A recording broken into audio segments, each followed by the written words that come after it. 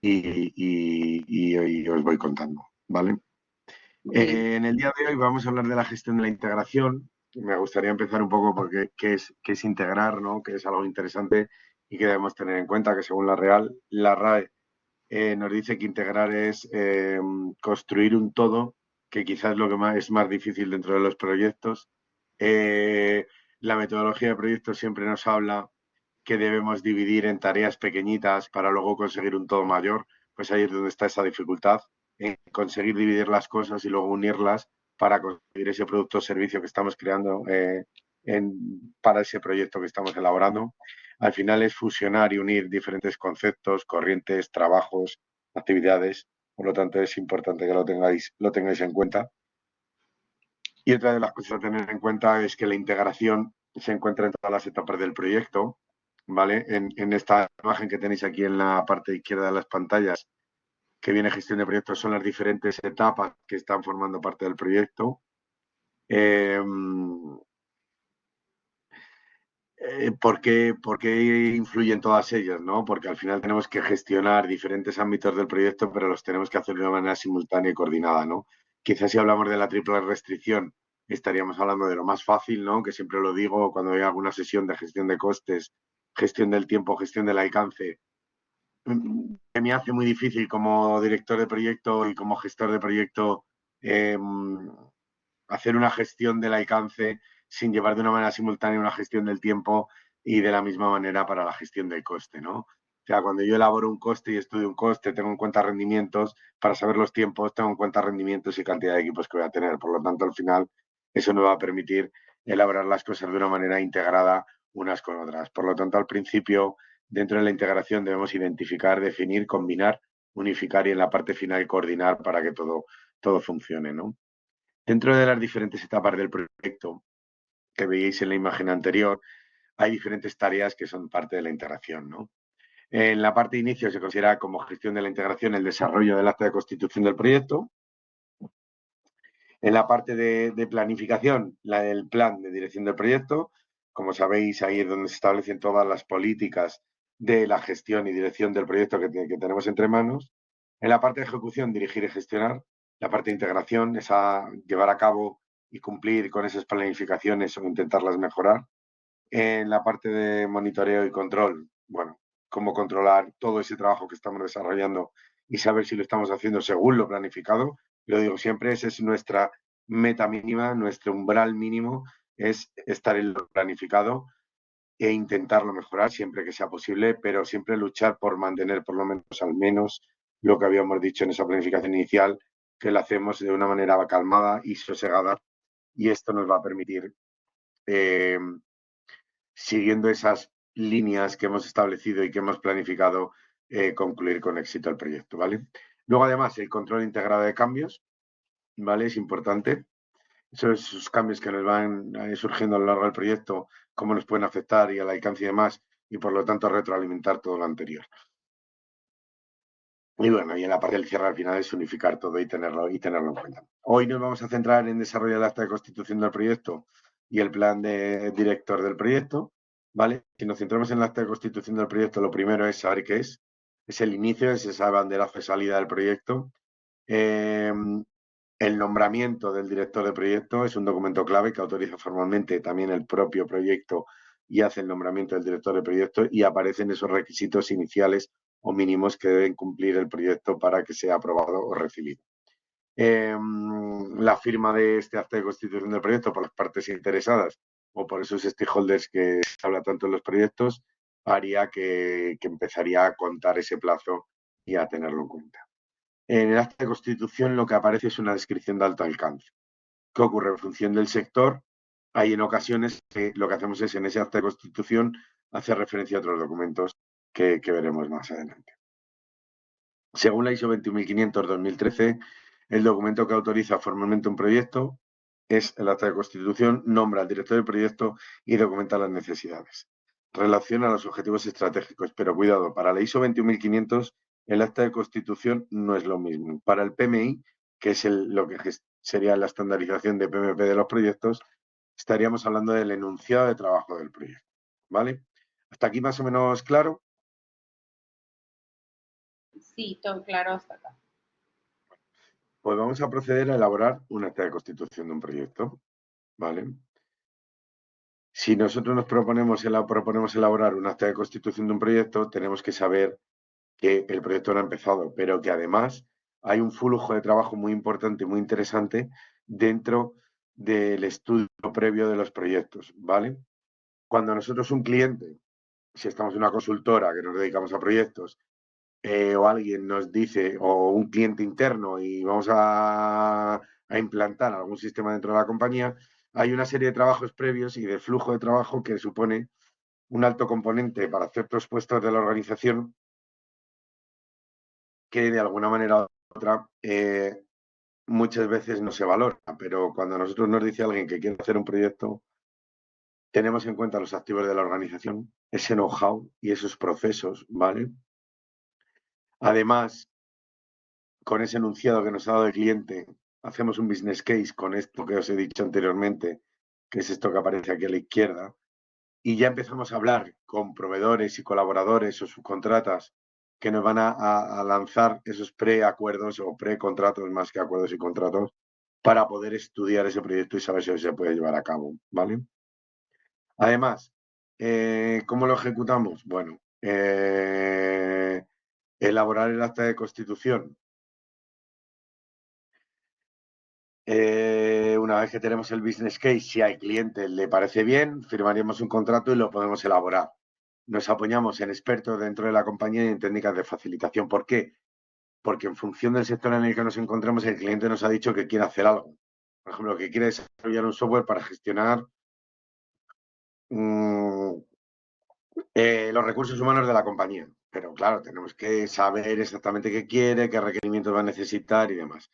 Y además, en ese momento, según estamos elaborando el acta, estamos ya identificando y registrando a los interesados del proyecto y cómo nos pueden hacer.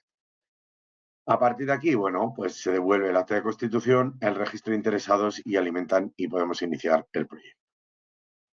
Procedimiento: coger la información, el enunciado de trabajo, el business case, el contrato con el cliente, aplicamos contenidos, plantillas, guías que tenemos nosotros e información histórica. Y de ahí sacamos el acta de constitución, que viene a ser un documento parecido a este, será más largo, incluirá mucha información o será más corto, ¿vale? Veremos a ver un poco por qué. Si incluimos toda esa información que aquí aparece en esta página, que os puede valer como referencia o os puede valer como modelo para elaborar un acta de constitución de un proyecto, bueno, pues esto lo podemos hacer en cualquier formato. Esto lo he hecho en formato tabla porque son los títulos, tipo índice, pero importante que incluya toda esta información, se desarrollará más o menos, por lo tanto puede tener varias páginas, y luego quién lo elabora, quién lo revisa y quién lo aprueba. Okay. Importante que lo tengamos en cuenta, ¿vale? No hay un formato establecido, digamos que es más o menos esta la estructura, pero pues puede variar. No, normalmente, bueno, dependerá. También en muchas compañías, si nos dedicamos a hacer proyectos, habrá un formato estándar que podamos Estándar. tirar. También será un formato que cumpla pues procedimientos de calidad, del ISO 9001 y todas esas cosas. Entonces, seguramente sea un formato que a nosotros nos den establecido, sí. Okay. Pero, por ejemplo, como les decía, si vamos al sector de las infraestructuras, el acta de constitución de un proyecto o el acta se llama acta de replanteo de comienzo de obra. Es una construcción de edificación y demás. Aquí se ve un poco pequeño en la presentación, pero os cuento. Aparece las obras a realizar, la ubicación, la licencia de obra, el promotor, el constructor, el jefe de obra, son nombres, diferentes personas, la dirección facultativa y la firma y la fecha en la que se firma. Esto es el acta de constitución de un proyecto de construcción. Si yo lo comparo con el otro, aparentemente falta mucha información, ¿vale? Que no es Okay. verdad, porque lo que hacemos es, en la obra a realizar, ponemos una pequeña descripción de la misma y el nombre y el título del proyecto, el emplazamiento con la ubicación y con la licencia de obra. Esto nos va a referir a un proyecto escrito que hay y todos estos condicionantes de alcance, tiempo, económico, calidad, técnico, descripción del proyecto, requerimientos de alto nivel, plazos y elementos críticos van a aparecer definidos en ese documento que soporta este acta de replanteo. Por lo tanto, si a lo mejor nos vamos a construir una vivienda, tendríamos este acta de constitución que hace referencia a un proyecto escrito que a lo mejor ese proyecto escrito tiene 300 páginas, ¿vale? O 500 o 1000. Por lo tanto, hay que tenerlo. Sí que lo que quiero que tengáis de esto es que el acta de constitución de un proyecto es importante y necesario, ¿vale? ¿Hasta aquí más o Ok. menos claro? Sí, todo claro. Bueno, pues ahora vamos a hablar un poquito por encima, el tiempo que tenemos, del plan para la dirección del proyecto, por qué está formado y demás. El plan para la dirección de proyectos es como ese documento matriz donde se recoge toda la información de cómo vamos a gestionar el proyecto, definimos qué, cuándo, por quién, quiénes son los responsables, cómo se va a realizar y demás. Está formado por 14 planes secundarios, 3 líneas base y otros componentes que se incluyen dentro del proyecto. Las líneas base son el alcance, el coste y el tiempo, que son las triples restricciones que oiréis hablar en algún momento de los proyectos. El ciclo de vida del propio proyecto, ojo, no lo confundamos con el ciclo de vida del producto o del servicio, estamos hablando solamente del proyecto. Bueno, Procesos seleccionados a nivel de implementación, descripción de esas herramientas que vamos a utilizar y requisitos y técnicas de comunicación con los interesados. Como veis aquí, dentro de las líneas base, aparecen otra serie de planes, el plan de gestión de requisitos, plan de alcance. Todo esto viene en el PMBOK bastante bien explicado y aquí no tenemos tiempo para hacerlo, ¿no? Pero sí quería que tuvieseis ese esquema. Y sí que creo que quiero que tengáis en cuenta que el plan director del proyecto hay que hacer toda esta documentación. Parece una locura, pero veréis que muchas cosas en compañías en las que se gestionan por proyectos, por ejemplo, la gestión de los recursos humanos bien implantada, las comunicaciones, también la gestión de la calidad bien implantada. Eh, ¿Qué más por aquí? Cómo debemos gestionar los costes y que definimos una cosa, que definimos otra y los reportes vienen implantados. Los riesgos no, las adquisiciones del proyecto nos limitarán un poco ciertos condicionantes, entonces, bueno, eso habría que irlo viendo, ¿vale? pero entonces, digamos, Por, perdón que te sí, interrumpa, en el tiempo, digamos, que se va formando este plan, conforme vas realizando todos estos de los que depende toda esta planificación, que pues lleva un tiempo también el hacer cada uno de esos planes.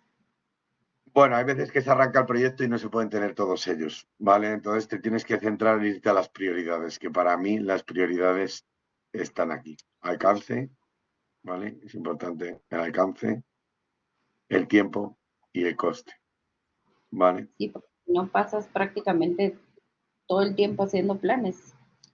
Sí, y modificándolos y corrigiéndolos, y cuando ya lo tienes hecho y parece que todo va bien, pues resulta que te has equivocado o no está funcionando bien y hay que cambiar, prácticamente sí. Lo importante de Okay. todo esto es, además de ese punto de partida, es ese control de cambios y esas modificaciones realizadas, saber ese seguimiento que puedes ir haciendo, ¿vale?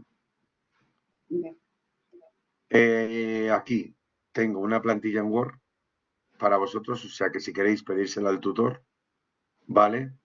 Y luego lo importante es que el plan de director de proyecto que tiene toda esa documentación, que añadiremos documentos, ojo, no nos confundamos, ¿vale? Que estos planes tan grande, el alcance, a lo mejor Ujú. lo describe en un folio o hacemos referencia al proyecto.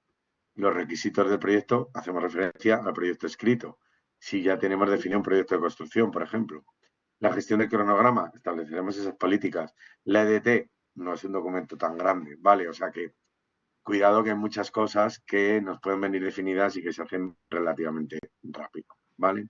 Pero importante que debe ser consensuado, aprobado, ser realista y formal, ¿vale? Esta plantilla la puedo pedir, no está disponible en el... Es que yo creo que aquí no te la puedo subir, pero voy a intentarlo. Vamos a ver Ok. si soy capaz de... Y si no, pues por correo. Claro, voy a ver si soy capaz de...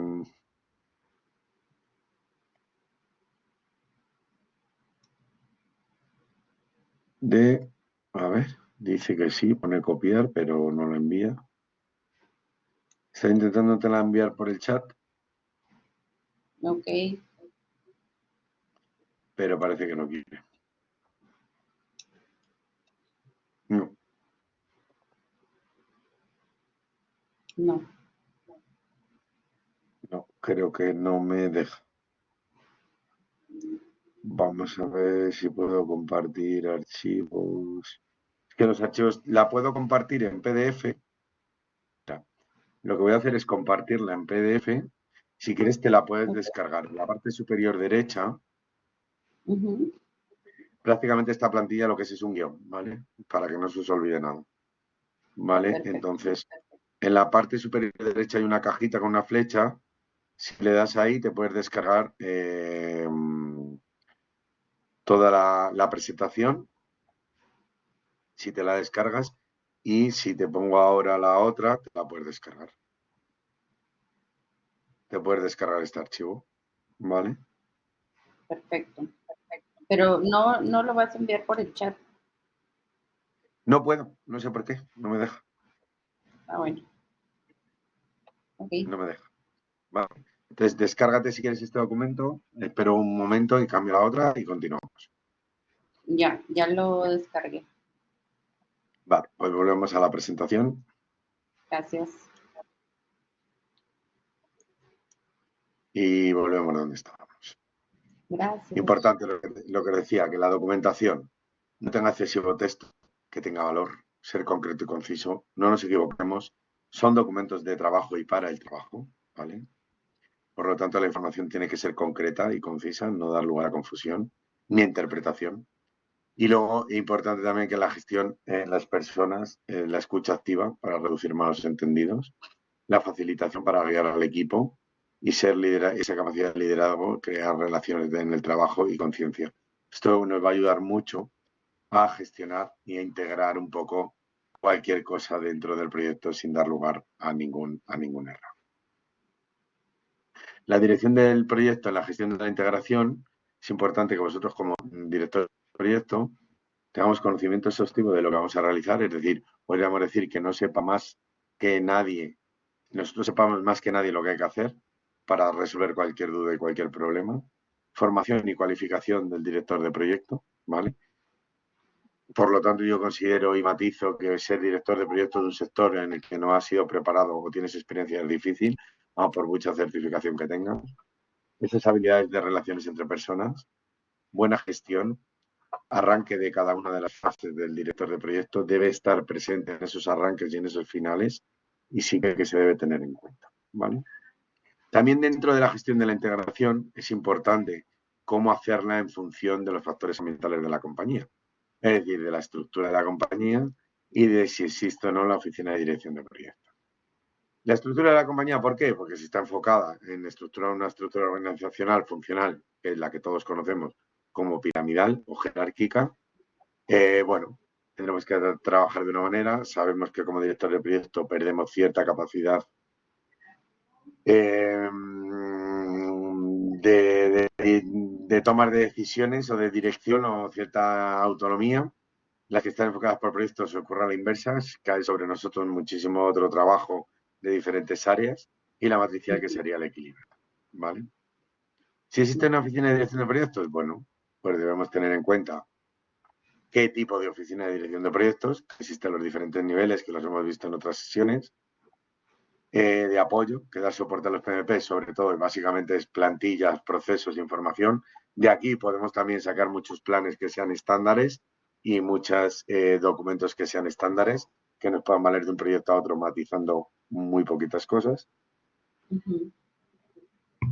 Si es de control o si es de dirección, que sería el máximo nivel que hasta es la propia gestora de la oficina de dirección de proyecto. Por lo tanto, están estos 4 niveles, son 3 tipos con 4 niveles, servicios básicos, que sería eso, repositorios digitales y demás, sin dar más comunicación al director de proyecto. Servicios adicionales, ya aparece un poco ese cierto control sobre y demanda ciertos reportes. Luego, en los consultivos de asesoramiento, que aquí entra mucho también en el proceso selectivo de directores de proyecto y también un poco el reporte a la dirección o a la alta dirección o a los gestores de portfolio y la estrategia de dirección, bueno, al final es la propia oficina de dirección del proyecto se autogestiona, lo gestiona todo y sirve de enlace con la oficina de alta dirección. ¿Vale? ¿Hasta aquí Ok. claro? Sí. Bueno, pues era un poco la sesión de hoy. Sí que tengáis en cuenta esta frase cuando estéis gestionando un proyecto. Suele ocurrir no os asustéis. Solamente tenéis que tener preparado un plan B, siempre un plan B, o un plan C y un plan D incluso, para poder llevar a cabo el proyecto con éxito, ¿vale? Los planes necesarios, ¿ok? Muy bien, pues muchas gracias. Muchas gracias. Esperamos vernos en una próxima. Igual, chao. Chao.